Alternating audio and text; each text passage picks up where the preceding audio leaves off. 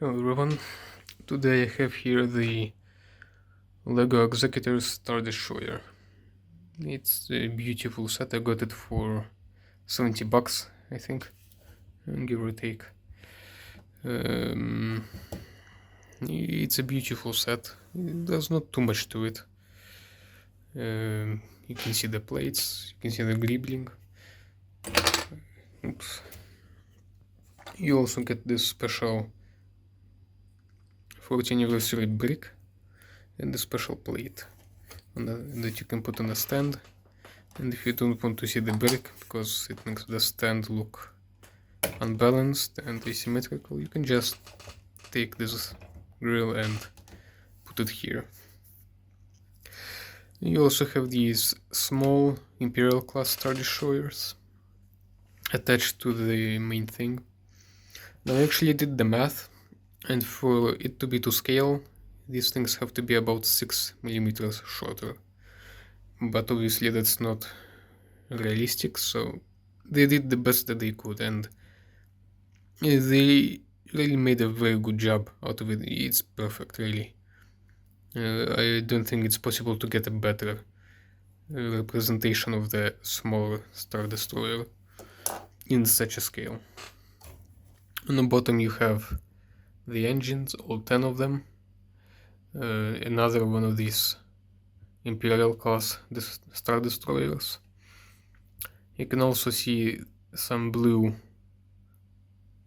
translucent pieces. Let me just turn on the flash. You can see the sort of hangars, and also in the gribbling up here. So you can see the lights of the ship. It's very cool. And you can also see the sort of hangar on the bottom. And yeah, this is the other destroyer. And this is the bridge, obviously. It's all very nicely detailed. Also the plate here, and they have just the right amount of studs. The nose has a bit too many studs, it looks a bit wonky, and but otherwise it's really good. And also if you just lift this and take off the plates, Opa. You can see there's a lot of color on the inside, but they did a really good job in hiding it.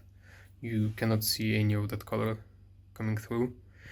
They made use of a very clever building technique to make the slanted plates, to make them diagonal like this. It's really clever, I really like it.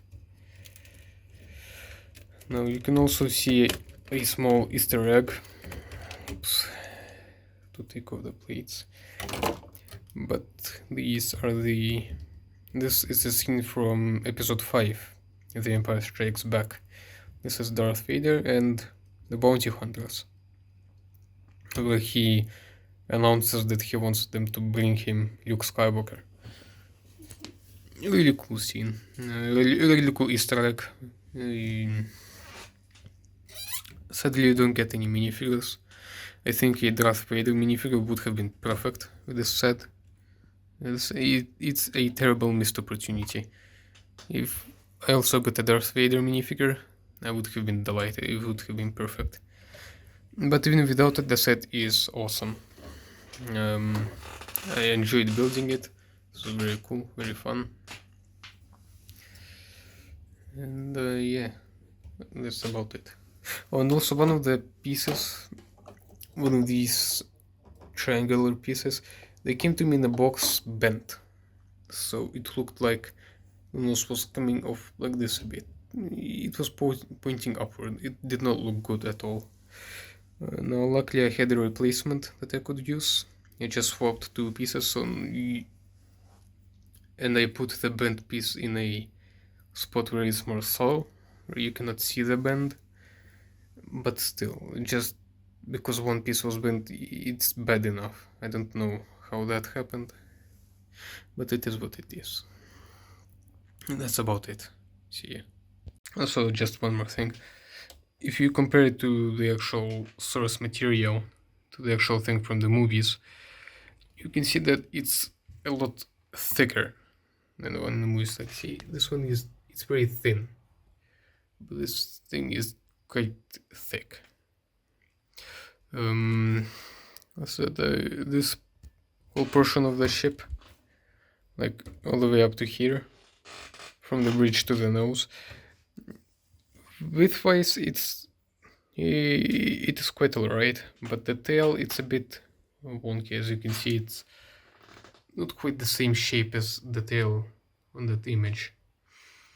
And also the actual greebling, the city part of the ship, the shape of it is also not very accurate. But other than that, this ship is about as perfect as you can make it at such a small size and scale. I don't think it's possible to make it any better than this, except for, of course, including an actual minifigure, maybe a Darth Vader at least. That would have been perfect. But yeah, I'd say I would recommend this ship if you like it, if you want to put something on the display. Maybe try to wait for a sale to get it for maybe $50. I got it for 70. That's the default price on the website.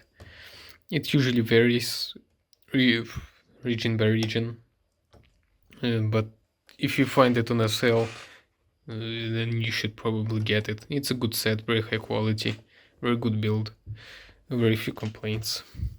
It's about as good as it can be. Yeah, that's about it. See ya.